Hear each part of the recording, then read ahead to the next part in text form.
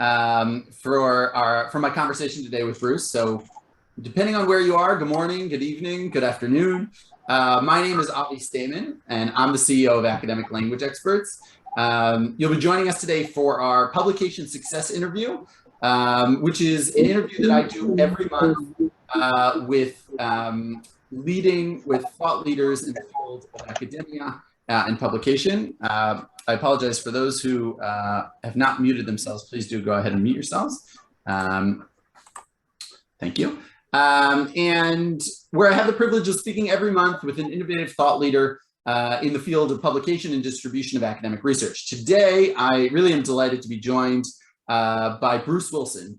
Bruce is the Chief Innovation and Development Officer at The Conversation US. For those who are not familiar, it is time to familiarize yourself with The Conversation. Conversation is a network of non-for-profit media outlets that publishes news stories on the internet that are written up by academics and researchers who team up with journalists in order to write their articles. Bruce helped launch the Conversation US after spending his entire career working at the intersection of academic leadership and media. He previously worked as the director of higher education at NBC Learn, a division of NBC News. And prior to that, spent the bulk of his career at the Chronicle of Higher Education, which I'm sure you're familiar with, and also the Chronicle of Philanthropy, where he was the publisher. He was the lead publisher from 2003 until 2009. If you have questions, don't be shy. Leave them on the chat. We will address all of them towards the end of the interview.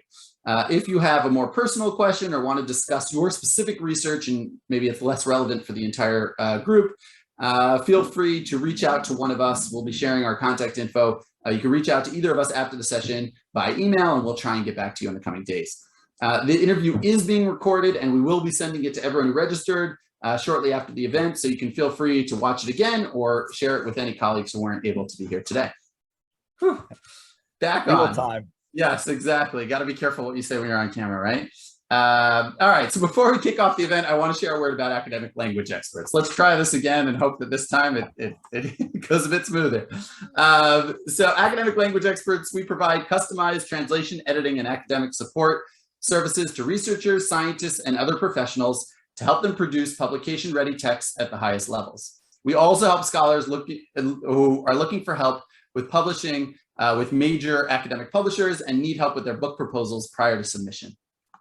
We're grateful and proud to have helped scholars translate, edit, and prepare their research in over 50 languages. We've helped thousands of scholars to publish their research with top university publishers around the world. It's our mission to help authors achieve publication success and be a source of guidance and support throughout their journey. And now, without further ado, and with great excitement, I want to introduce you to Bruce Wilson. Bruce, I really appreciate you taking the time to speak with me today, and welcome, especially since I will share that Bruce is on his vacation. So even more so, a special thank you to Bruce for taking time out of his vacation to speak with us. It's a pleasure to be here, Avi, and I'm fascinated by what you guys do at Academic Language Experts. And we're going to figure out how the conversation and ALE is going to work together at some point. Honest. But I think there's a wonderful opportunity. I see there's a pretty serious global presence here. And I think that's really important given the conversation is a global media outlet.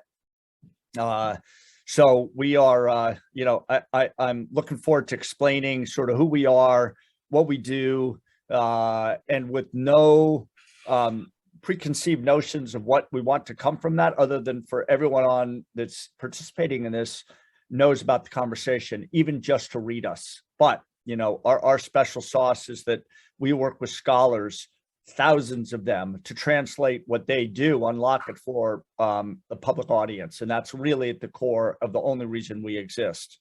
So great to be here. So let's jump right in, Bruce.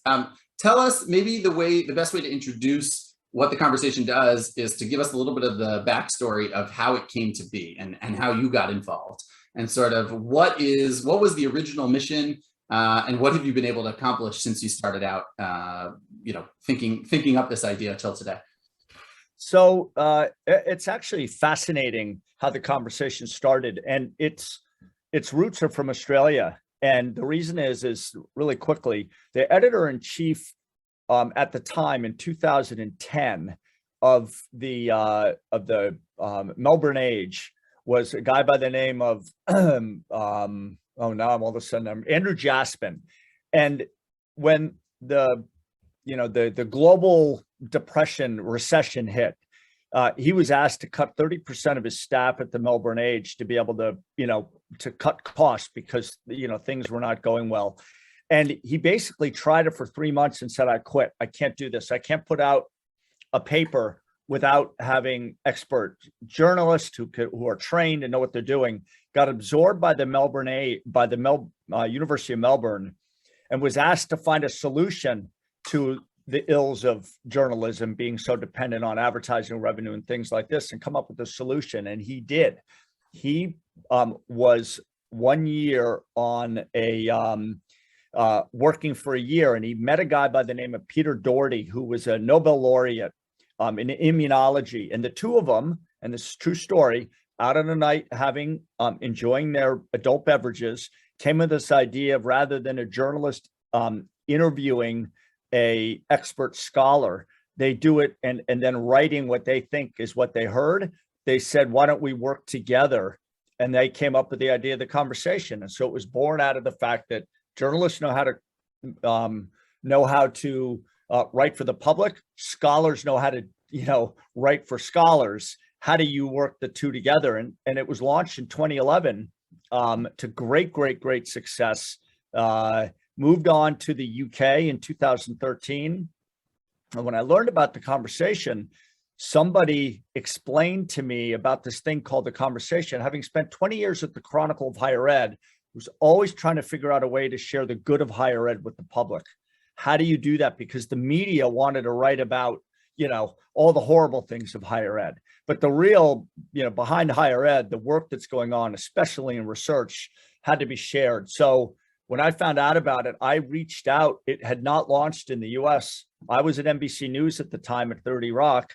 I reached out to the editor and founder, Andrew Jaspin, and said, if you're going to launch in the US, I want to launch it. And 6 months later, with money raised from the Howard Hughes Medical Institute, Gordon and Betty Moore Foundation, the Sloan Foundation, the Gates Foundation, the Robert Wood Johnson Foundation, and the Hewlett Foundation, they all funded us because they wanted the research that they were funding to be shared with the public.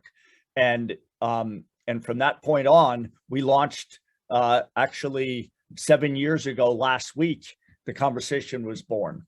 And so, but its whole reason for existing is unlock university research to share with the public, because the media is not doing a great job of having experts anymore.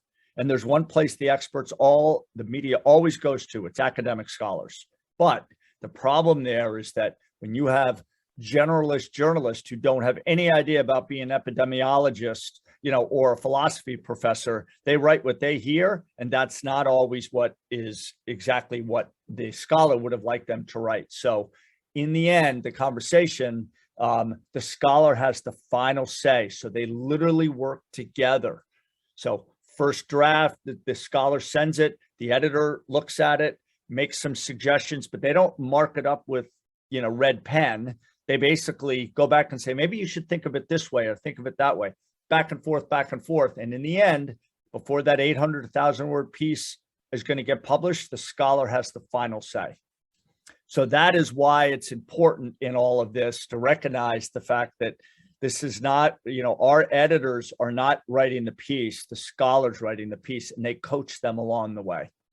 Yeah, and I think it's really, kind of a unique approach, because as you said, every major news outlet may look for an academic when trying to source, a story or trying to get some insight.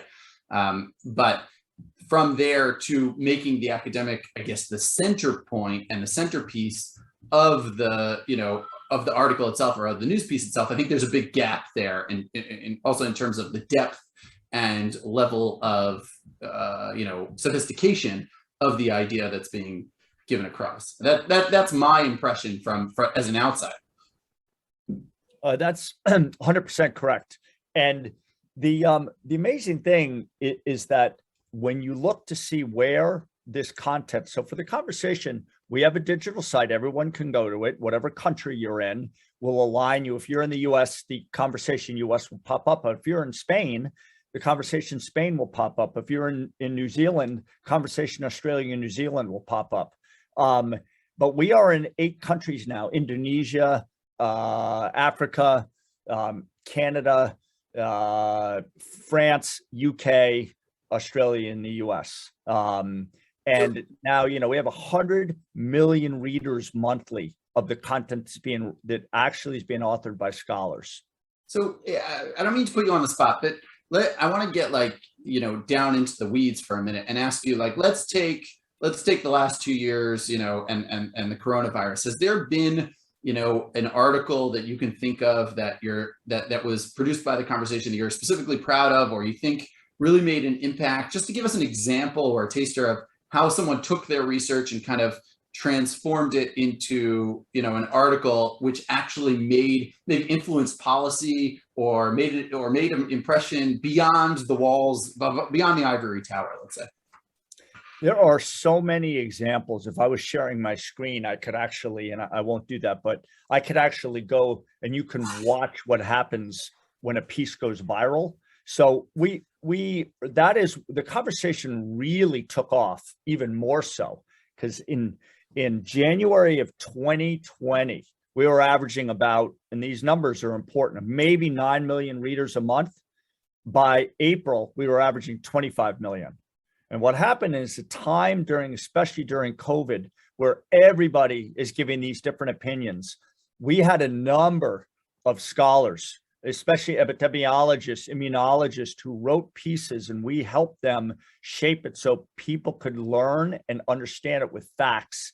And one of those, we've had articles that literally have been picked up by 150 media outlets, where it's ended up, we've seen articles end up on the floor of Congress being used as examples in numerous cases. But when you start seeing the World Economic Forum, the Scientific American, the CNN, Chicago Tribune, small town papers,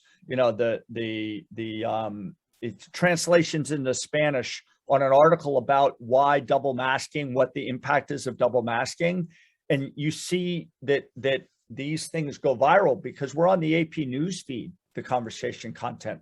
So an article can end up literally in 350 media outlets, but it can't be edited by any of the media that takes it. They have to run it as is. And so, we see daily pieces. The way we know when we're succeeding is when an article can end up on CNN.com and it can end up on FoxNews.com, the digital version, the same article. Which is no small feat, if anyone's. No, it doesn't happen anywhere. That doesn't happen very often. It doesn't happen anywhere. And this is explanatory journalism. We don't break the news. We don't write about, we don't write about the news angle. What we do is we do explanatory journalism. What does this news mean? And why do we back that up? So, it's the impact aspect is incredible. Right. When you see it getting picked up by these small town papers and big media aggregators. I want to push back a little bit, Bruce, and just, I wonder if there are a number of. Almeno gliel'ha detto l'Angela sicuramente. Sorry about that. I wonder if there are some, there are academics who are in the crowd today, or maybe watching this recording, who say to themselves, okay, that sounds wonderful and that sounds great, but I don't know if my research is going to be, necessarily relevant for the conversation. I don't know. I'm a 16th century Italian Renaissance, historian. Is that even going to be, of interest to the conversation? And I don't want to answer my own question, but I do want to say that what struck me specifically about the pandemic is that, some of these doctors who maybe never would have been center stage, all of a sudden were flung into the spotlight of, okay, we're looking to you for answers and you are the expert. So can you talk about sort of who is, are there certain types of academics who maybe are more relevant to write for the conversation than others? And, what is the right maybe timing or opportunity for academics to be able to present themselves or to say, I have something to contribute to a conversation? Meaning, is it always like I have to relate it to what's currently going on, current events, or is there a more general evergreen sort of interest in topics that may be, important, even if they're not necessarily at the top of the, every other news feed? You're on mute, Bruce. Yep. So that's a great question. And I think just to broadly, we publish just in the US, okay, and we have there's a lot of universities. We publish 10 stories a day. That's it. Okay, so 50 a week. We get pitched 250 stories a week.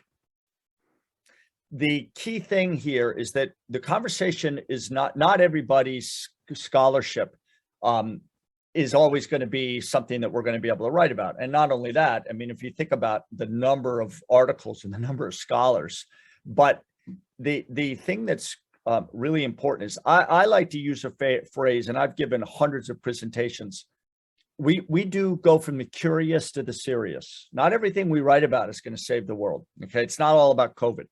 The number one story of all time, it's still getting picked up.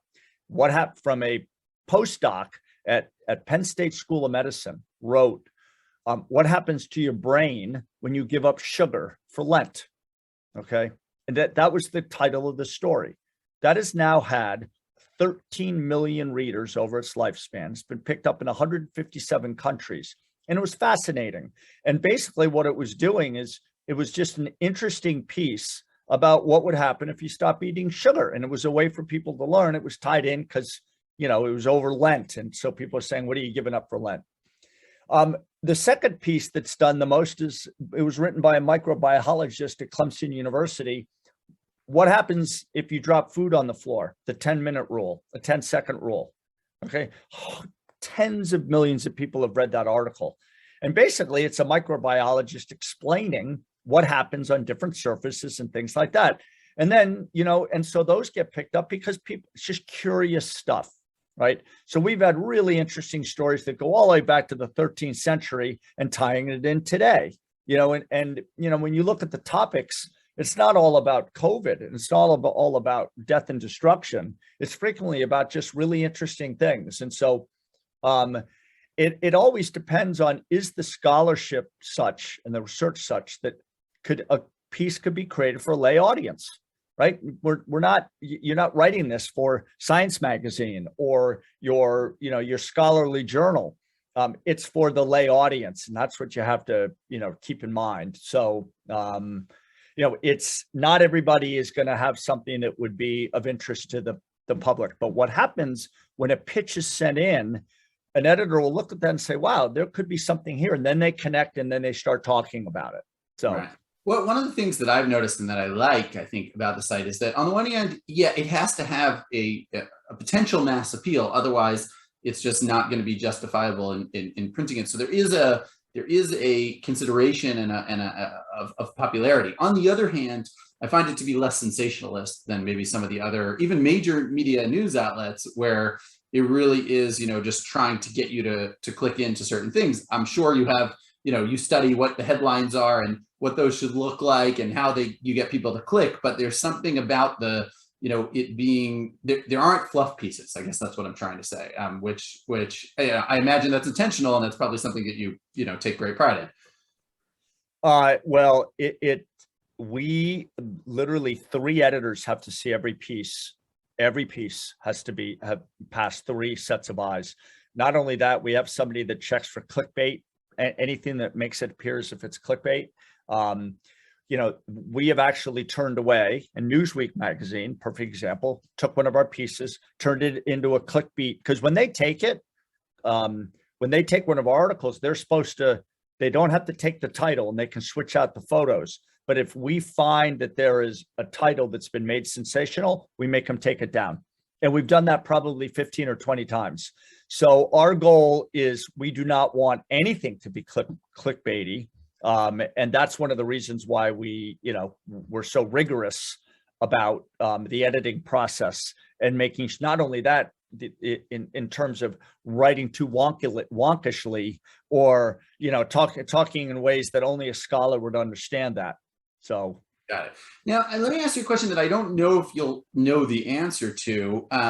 but I think it's an important question that maybe is on the minds of some of our participants, which is, okay, the numbers are impressive, right? Even if it's not a a viral story, even if it's a an average story, it's still great exposure. But how have you seen what scholars like? What is the benefits? Scholars have a lot of responsibilities, right? They have to teach their classes, they have to write academic articles, they have to get grants. Putting an article was on the conversation on their CV may be nice, but I don't know that it's necessarily going to help them in their, in promotion. So what are some of the tangible benefits that you see from authors that do successfully write in the conversation? Do you see it leading to other opportunities or other, maybe partnerships, or is it enough just to have that story out there because it's important research? Like, what are some of the tangible benefits from publishing, from getting research out to the masses? So that's something we've dealt with from day one, because 99% of scholars, by the way, say, I don't have time to write for the public, and that's justifiably in this world of getting tenure, right? Getting grants, and making sure you're published, publish or perish. The problem with that is that society as a whole, given where the media is right now, I'm sorry, but I've been in the media my entire career. The bottom line is that this is not about what this is going to do for the scholar, to be honest with you.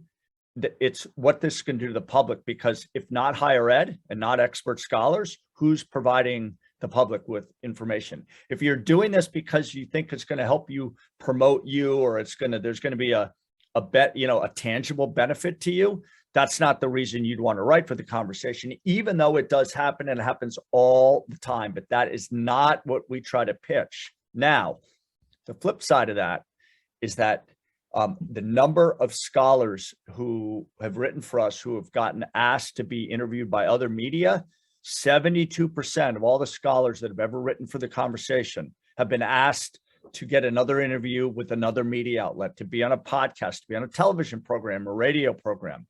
But even more importantly, we've got hundreds of examples of their H score and their altmetric score going up because they wrote in the conversation. We don't do that on purpose. We have nothing to do with that. But the average article in the conversation has 9 links to it. You have to link to primary and secondary research, other papers of yours, other articles. You have to link to them in your story. And what happens is when someone from Scientific American, right, or Smithsonian, or maybe the World Economic Forum actually reads this, somebody reads it on those sites, because when our content, if we have 25 million readers a month, only 6 million of those are on theconversation.com. The rest are on other people's sites. If someone clicks on that, opens up that paper, that's going to impact that. And so we have proof of it actually does have an impact on their scholarship and their careers. But in the end of the day, this has to be about informing the public, democratizing knowledge for the public good. So it's. Let's stay on that for a minute, because this is a question that anyone who's been to previous interviews that I've done knows that this is on my mind, and I've asked it a number of times, which is what surprised me most about the last 2 years is really just this questioning or doubting of science, or the second guessing of science. And in a certain way, it's good for, that's part of our jobs, is to always be critical and always be thinking and challenging and checking. On the other hand, when but there's a certain feeling, I think, especially in certain subjects, that really science is maybe not a reliable or trustworthy sort of source of information, or not where we should trust. And that could be because of social media. It could be because we can't necessarily delve into why that is. But I'm curious whether you've noticed the same thing, and how do we get more academics to really take what they've spent their years or maybe lives studying and try to translate that into into, whether it's through the conversation, whether it's through YouTube videos, whether it's whatever form it's going to be, but into a product that can be consumed by the masses and if so, do you think that will help influence maybe this skepticism towards science? Again, really important question that we have that is brought up to us over and over and over again. There's advocacy media, there's advocacy period, and that is not what we do. So the way we combat that, yes, science is under siege right now. And, and COVID has had a lot to do with that as well, the environment, and climate change and all these things. The job of our editors, and by the way, we have 18 editors. The average editor at The Conversation only edits and works with 3 scholars a week. That's it. So the goal and the most important aspect to this is their job. The editor's job is to make sure that you are taking out all advocacy, all opinion. It's hard to be an academic and not have an opinion. It's hard for one of these things that says, I'm an epidemiologist and this is why you need to get vaccinated. That's not being opinion. It's basically stating I'm an expert and here's why. But the editor's job is to make sure that we're not trying to answer the questions for anybody. We're not trying to tell them how to think. That's why when it ends up on CNN.com and on FoxNews.com, we're leaving it up to the reader. We give them the facts and we write it in a way they can understand it. It's not our job to have them refute it or agree with it. It's our job just to let them have that perspective. So that is why what we do is so important to translating science, is because we're not trying to prove a point to anybody. We're trying to just inform them, and it works really, really, really well. Okay. We're about 2/3 of the way through our conversation. So I want to spend the last third really trying to focus. And I see there's a lot of questions around this also, just to get a better understanding of how it works, right? First of all, how does someone prepare something for the conversation? What's the process that they may go through? And to get accepted or to get rejected, and what should authors be thinking about or looking out for if they do want to consider trying to get something in the conversation? If anybody, so wherever, because I see there's people from all around, all around the world that are reading this, but typically if you're in, if you're in UK, you're gonna pitch to The Conversation UK, because in most cases we in the US are dealing with mostly scholars from the US. The way it works is that there's 2 different ways we get content. One of them is we have an expert. Our editors sit around every morning, just like a newsroom, and say what's trending, what's important, what are the things that we need to go out and find a scholar that can do explanatory journalism for us. We will then send out this expert request saying, we need somebody to explain why is climate change increasing what happens with hurricanes, or if there's a building that collapsed, a lot of those sort of things. Or new research just came out that said smoking a pack of cigarettes and having 2 glasses of wine a day is going to help your health. Someone please tell us if that's true or not. That's kind of a joke, but that's how we get about 25% of our content. We actually reach out to the universities, and we have about 70 universities that underwrite us in the US because we are a not-for-profit. And we'll send it to all their media relations people and say, oh, we know somebody who can help you with that. They get connected, and then if we accept it, then we move forward. 75% of the content, there's a pitch form. You send in, you go to the pitch form on our home screen, it's down the right-hand side, and basically you fill something out. It's very short and sweet that says, who are you and why are you an expert? You have to give them your credentials. And here's what my idea is, short. And then what happens is those pitches come in, and if an editor thinks that there's something there, they will connect immediately, and then the process starts. So it's, we just are looking for really good pitches that have an interesting angle. Like, why does this matter? Why is this different? And that's how we go about taking content. Okay. And then can you talk about the next stages in the process? Okay. So let's say there is an interest. What is the back end? Who are the people that are on the editorial staff? Like, what's their background? And then how does the back and forth process with them work? And then how does it get from the conversation to all these different media outlets that you mentioned? So it's very simple. Let's say a pitch comes in, it's going to go to one of the desks, And we have somebody on staff who looks, and if it's kind of questionable, because a lot of times these things are interdisciplinary, right? Mental health can be a science story, can be a, politics story, it can be an art story. But what will happen is all of our editors, and it's important, I should have brought this up before, they're all former beat writers, right? They're experts. Our business and economics editor was at the Wall Street Journal and Bloomberg News.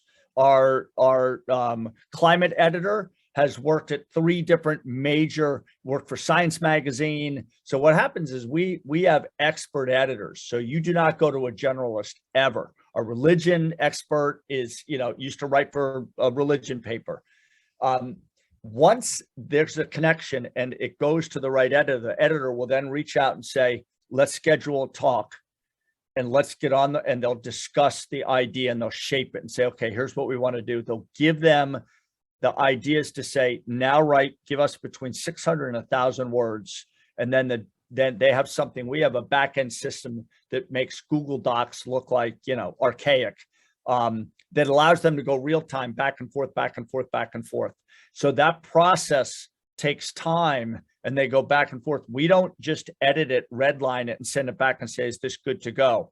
We fine tune it and fine tune it. And so that may take, some cases takes 4 hours. In other cases, it takes a month, depending on the back and forth and type of story it is. But, we will not publish it until we feel it's good and the scholar thinks it's good. So right. Sometimes it's a lengthy process, and that's tough for some scholars. Right. And so can you give maybe some tips? I know that scholars are generally used to writing, when they're asked to write shorthand, it's generally abstracts. Can you talk about the difference between maybe an academic abstract that would be submitted to a conference or to a journal, and a pitch to the conversation, and what are some of the characteristics of a pitch that you would find interesting or successful? Well, the pitch, if you go to the pitch form, and I can't pull it up, but the pitch form is very easy. There's only 4 questions. Who are you and why are you an expert? Right. And I think I did see in the chat that somebody asked if you don't have, you have to have academic affiliation, can't be with a think tank, can't be with a research organization. You've actually got to be, and we know there's some amazing researchers out there, but for us, we have to never have anyone question, the validity, who the author is. So we only take, we will only work with academic affiliated people. The pitch is very simple. It's like, what is your expertise, and tell us why it's relevant, right? Or why I should care, why, and it's very simple, very short and sweet. You don't have, if someone writes a 900-word piece and sends it to us and say, what do you think? They won't even read it, because if they got 20 of those a day, they would never be able to do their job. So what makes a good pitch is something saying, wow, that's interesting, or wow, that explains something. But that's it. I mean, and the other thing to keep in mind is you've got to be able to have an 18-year-old Hispanic kid that is in El Paso, Texas, be able to understand a piece as well as somebody that's in, a Boston scholar. Everybody has to be able to understand it. You are writing for a public audience, right? Which is why it ends up in places like the Idaho Statesman or El Nuevo Miami, right? And that's the point. You're not writing for your peers. You're writing for somebody who's reading a small town paper and reading CNN.com. And if it can't be read by both, we don't publish it. Interesting. I know there was a question about, like funding and how that works. So how exactly does from what I understand, this is not a pay-to-play for individual scholars, meaning there's no cost for the individual scholar, and it's a non-for-profit that has funding from grants and institutions. Is that correct? Yes, we're in the US, it's 501c3. If you're in the UK, we're a charitable organization, charitable status, but our funding comes, basically 45% of our funding comes from universities. 45% of our funding comes from big foundations, and some small foundations, but, Ford and Carnegie and, they've all funded us. But then on top of that, we now get about 10% of our funding is from individual donors who actually, write $25 checks to us. And there is zero pay to play. We have member universities here in the US, but 30% of all our content comes from non-member institutions. Now, they don't get as many chances, but there is never a pay to play. And if you said pay to play to one of our editors, they'd have an issue. Yeah. Right. It's important, all this. Right. Got it. Okay. That's really helpful on that. No advertising. We have zero advertising on our site. We don't allow any, we don't take content from researchers we've been offered money from corporations that have big research arms, that they'll underwrite us if we can allow their researchers to write for us. We just say no. Okay. Yeah, and end of subject. We say no. And what's the timing like? Meaning, because it is right after all said and done, even though you're not breaking news, it does have to be timely, right? Especially if you're dealing with something that is in the news cycle. Yeah. What is generally the timing in terms of expectation? And I'm just thinking out loud, I'm wondering whether, it makes sense for potential or prospective authors to have something in their tool belt, meaning maybe write something, but not necessarily send it right away, and wait for opportune timing where, maybe it's more in the news, and then send it in. So that makes sense as a strategy. And how quick is this process, from start to finish? Well, things have shifted. When the conversation was first launched, it was less about news and current events, right? It was really just to get great academic information out into the public that's interesting. Over time, what's happening now, and COVID really has had a big impact on that, people are looking for us to be able to respond, to get scholars to respond more quickly. That's where the membership comes into play. I mean, in the US, the whole UC system is an underwriter of the conversation. University of Michigan, we have 13 of the, I think, 20 largest public research universities, and we have relationships with them, which means now we've got a database of over 10,000 scholars that have all, that have written for us over time. And we now know if we need somebody who can talk about an earthquake, we've already got 20 people that are ready to go. So what's happening is, over time, we have these relationships where we can contact somebody and there'll be somebody at the ready who'll say, I'll do it. Or we get ahead of something like, the night during the elections, we had 10 scholars, political science scholars, already writing for us during the last night when it was finally announced that Biden won the presidency. We had people in real time writing. So we get ahead of these things as well. And that's where the relationship come in. That's why it's important, for us to be able to have access to people quickly. And over time, that's the benefit of not being new. It's harder early on, very, very hard early on. Okay. All right. I want to finish up with one last question, because I saw there were some good questions also from the audience, and I want to make sure that we get to them. But I'm just curious, where do you see the conversation headed in the next few years? Do you think there are additional, is it just a matter of, trying to connect with additional universities and additional scholars, or do you think there are other maybe forms of media that are ripe and, opportune for being able to communicate or do scholarly communication in a way that's maybe still untouched and can be impacted? I mean, right now we basically publish articles, in text, period. We do have some video that gets built in, but where we're heading now is literally right before this, I was on a call. We are hoping to be getting some pretty major funding to create a podcast series where we have 2 or 3 scholars on a topic with a really top, and we're looking to do an entire podcast series. We have a number of people very interested in being able to take this whole idea of what we do, but turn it into a podcast. Video, really, really, really important. 1 to 2 minute explainers, and COVID really has helped a lot on that. When you look at universities that were giving quick briefings, it really has to do with our ability to raise more money. If we were a corporation, someone would say, all right, we're going to invest $10 million in this, and we're going to build this whole thing out, because the idea of unlocking university research for the public good is massive compared to 10 stories a day.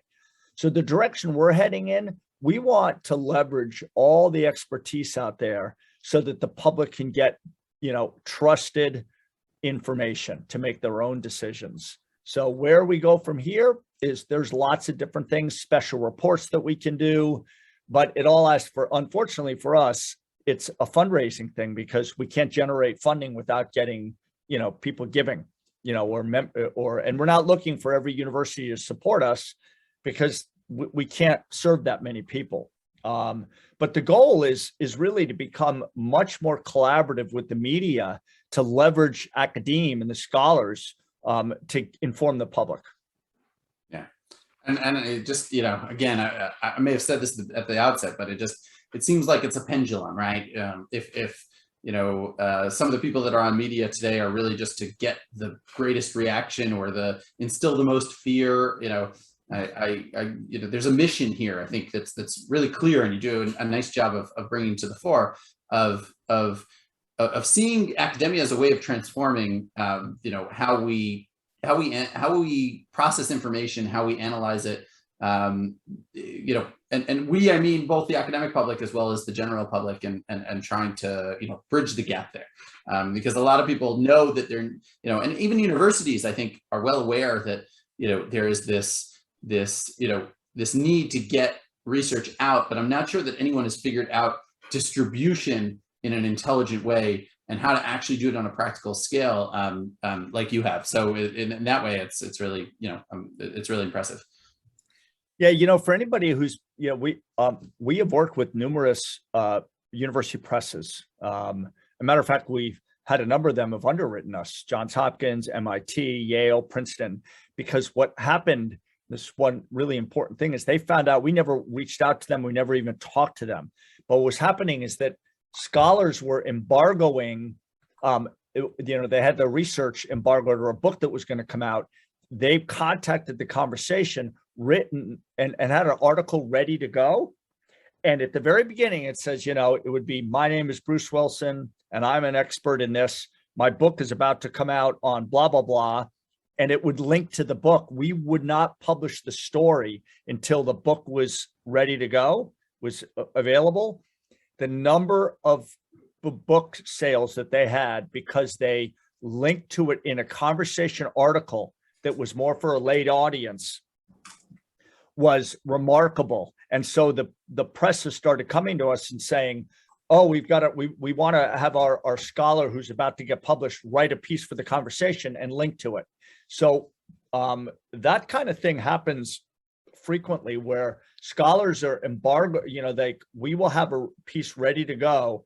And the second they're about to release something in the scholarly world, then our article publishes and they link to it. It has a big impact. Got it. All right, Bruce, I feel like we could probably continue this conversation for another few hours, but I do want to give an opportunity for people to ask questions. But two quick housekeeping pieces before we do so. So first of all, if anyone does want to reach out and be in touch with myself or Bruce in order to follow up on anything we discussed today, like I said at the beginning, our company provides translation, editing, and writing help services. If you have an article, let's say, and you want some help in trying to turn it into a piece for the conversation, but you feel like you need someone to work with beforehand, be in touch, and we'll see if that's something that we can help in your specific area, in your specific field. We also do help with grant proposals, anything really, any writing that academics need in order to publish. And also, you have Bruce's, was very generous in sharing his contact information as well. Definitely check out the website, check out the forum for authors, because that's a great place to start. But if you do have a specific question, you can reach out to Bruce. Bruce, I hope you don't mind that I'll share that the way that we originally connected was I cold sent a message to Bruce via LinkedIn, a cold message, and he was kind enough to respond, and it struck up a conversation, which has struck up a relationship now. So he's an approachable guy, despite the fact that he's running this this pretty massive organization. So think carefully about what it is that you want to consult with him about, but you can reach out as relevant and if you think that it'll be helpful. I also want to let people know, and we'll share this link in the chat momentarily, But we have our next event, we have, like I said, we have an event every month. So the next event is actually a panel. It's a triple header with editors, representatives from Yale University Press, McGill Queens, as well as Cambridge. And we're going to be talking about how to write a book.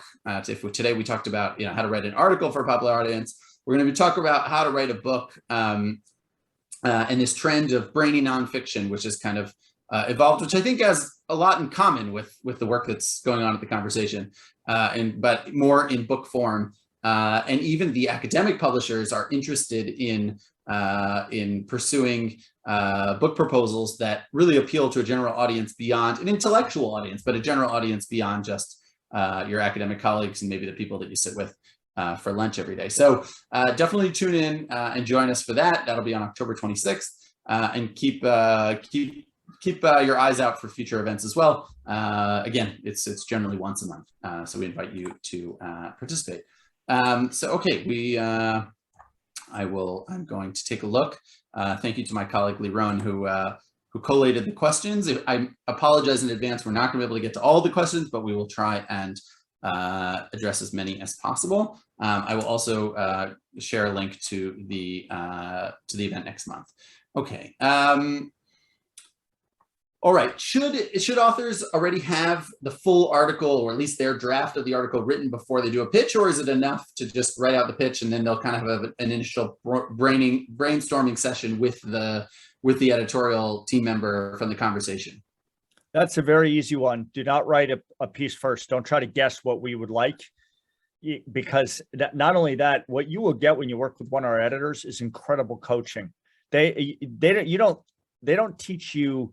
Their goal is not just teach you how to write for the conversation. Their goal is to help you rethink your scholarship for a public audience that can be translated in speaking in public and so on and so forth. So no, make sure you can articulate your idea. Think about it. You need to grab someone's attention quickly. Make it very simple. What is the idea? And what, because you have the backing of your scholarship, but tell us why it matters, and be able to do that really quickly and short order. And once the editor gets to work with you, they will help you shape the piece. Got it. Okay. This will be rapid fire, so I hope that's all right. For scholars outside, I just want to get through as many, answer as many questions as possible within the time that we have.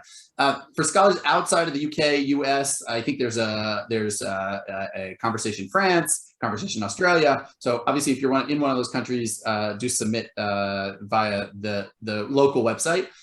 If you are not in one of those countries, what's the best way to approach that? That's tough. That's a tough one. So if you're in Western Europe, you've got to try to think. If you don't write in English, right? Then, or if it's in French, you're going to go to France. If it's in Spanish, you go to TC Spain. But it's a little more difficult. But you've got to try to figure out where regionally you're more aligned, and send a pitch in.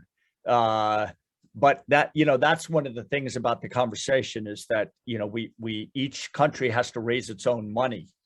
And so, if you've got a piece that's global in nature, you can pitch it to the US and there's a chance someone will take it, but it's a little bit more difficult, unfortunately. Or you can launch a local branch of the conversation and then you can publish your own stuff. I'm saying that in jest, but yep. I imagine that you're always have your eyes open to new markets. Yeah. All right. One scholar mentioned that they had heard that some scholars use the conversation as a way not only to reach circle back home, to reach other academics in ways that maybe they wouldn't have been able to otherwise. Is that something that you notice and that you see, or is it really more of the general public that's happens? Collaborative happen all the time, and so scholars end up meeting. We've got hundreds and hundreds of examples of scholars that end up collaborating with others because they've seen their articles in the conversation. So that is something that's almost expected, because is that collaboration will happen. Got it. Okay, fantastic. So if I understand this question right, one of the participants is asking that if, in addition to in addition to the mass media, right, or the more classical media, of the major news outlets, do you see activity on more new media on social media that's interacting with some of these news pieces, and how do you see that happening? And do you think that it has an influence? Like, does that also, getting back to the author, do you see that authors are kind of can use, I guess, in the marketing world, they call it like cross-pollinating. Like, do you see people using that in social media and then, making an impact there as well?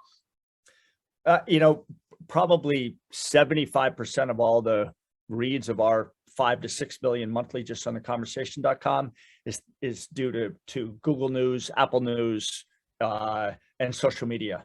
I mean, the tweets and we have a dashboard that's amazing, that if I shared it, that could show how sometimes there's been over 15,000 Facebook shares from one of our articles, or 1,800 retweets. And when you write for the conversation, you get this dashboard that lets you see all of that. So when you write for us, you get to see where the impact has come from. But social media is critical to us, absolutely critical. Got it. Fantastic. Emily asked if you can retweet the recording of the session that will be sent. The answer is 100%. I think if there's one thing, we agree on many things, Bruce and I, but if there's one thing that we both feel passionately about, it's that academic research and tools for academic research should be as open and as available as possible. Every single interview that we do is entirely available online without cost. And you can actually look back and look at the archives of some of our older sessions as well, and see if there's any topics that are of interest to you. So please do. I encourage you to retweet, share on Facebook, however it is that you communicate. To do that, we will be sending out. We will hopefully be sending out over the next few days. I do observe the Jewish day of Yom Kippur, so that may delay the sending this out by a little bit, but I will try and get the recording to you as much as possible, as soon as possible. If you do not receive it within, let's say, 5 or 6 days, you can already go ahead and shoot me an email and let me know. But be looking out for that, because yes, the recording will be shared, and you're welcome to share it with your colleagues. Chris, we're almost out of time. Is there anything as sort of like a last message that you want to leave our participants with today, about, maybe in the context of, just reinforcing, maybe the importance of or the responsibility even of academics? And it's easy for me to say, I don't have to necessarily do the hard work, but the responsibility of academics and the opportunity that they have to really take what it is that they've spent their lives, that you've all spent your lives dedicated to, and trying to open that up to the general public. I think that it's a testament. Anybody that came to this session obviously is thinking about public engagement. Otherwise you wouldn't have listened in on this. I've been working with academics my entire career. 95% of them were not going to change their minds, and we don't need to. That what is the most important thing here is that if the public doesn't get access to trusted, fair, unbiased information, okay, society continues to have its ills. And it's true. The media is a mess right now. And, maybe others on the media would get mad at me for saying that, but, the trust in media is at the lowest it's ever been. And one of the reasons, too much opinion, too much worrying about making sure that we can write things that our audience really wants to hear so that we can run advertising against it, period, end of subject, ratings. We are the buster of that. But without scholars bringing their expertise, who are the experts? So what we're saying is that, if that matters to you, then we are an incredible platform to be able to share with the public. But this is about the public. Like, scholars aren't gonna, their careers are not going to be made or broken because of the conversation ever. But we can, you can help the media, because really at the end of the day, our goal isn't to reach the public, us personally, the conversation. It's to provide the media, the broadest media possible, with trusted information, because it's up to CNN to take our article. It's up to the Chicago Tribune or the Puxatawny Spirit, if anyone knows where that is, to take one of our articles. But local media, regional media doesn't have the money to be able to hire expert, journalists anymore. And that's just the facts. That's why so many are closing down. We give them that. We give them the great beat writer, and that great beat writer is an academic scholar. So if they're not getting access to that, what are all their audiences reading? That's why the AP takes our content every day. We're the only media company that the AP will take sight unseen the articles and put in their news feed. So we're appealing to those who think it's important that the public gets access to trusted information, but we're not going to change anyone's career. But everyone, frequently what will happen is you'll get exposure to places you didn't think you'd get. And I think that, I think that all of us as academics, we have this frustration because sometimes the reasons that we go into the field, oftentimes it's because we're passionate and we really care about what it is that we're studying. And maybe we even have a personal reason for choosing the field of study that we've done. We've put in all this time and effort. And I think what happens is that sometimes, the demands of the job or the requirements for tenure sort of can distract us from the initial reasons why we went into it in the first place. And I think that there's something nice and refreshing about saying, okay, let me think back about who were the people I was trying to influence, who were the people that I was trying or what were the ideas that I was trying to share. And I think that, what you're doing is really giving them that platform that they may not have had otherwise to get back to those initial sort of root reasons why it was that they were studying the field that they're studying. So, like we said, on the CV, who knows what it's going to be thought of, but, for our own more personal reasons of why it is that we care about what we care about, and why it's important and why we think others should think it's important, I think that, it really is a tremendous, platform and opportunity. Well, Avi, thanks for the opportunity. Thank you for everybody that listened in. We really are a passion play of what we do with the conversation. No one's getting rich off of the conversation, but we sure are having a big impact in this era of misinformation. So, anybody that is still on, if you want to get a better sense, we have a daily newsletter. You can subscribe. It's right on the front page. There's no promotion. There's no advertising. There's nothing on it. It just tells you what's in today's conversation, so you can check that. But we have over 125,000 newsletter subscribers now. So, and it's an opt-in, but you don't get anything, no promotional, nothing. So I would highly recommend signing up, because believe it or not, 30% of the people that read the conversation on site are scholars, our own audience, our own stakeholders.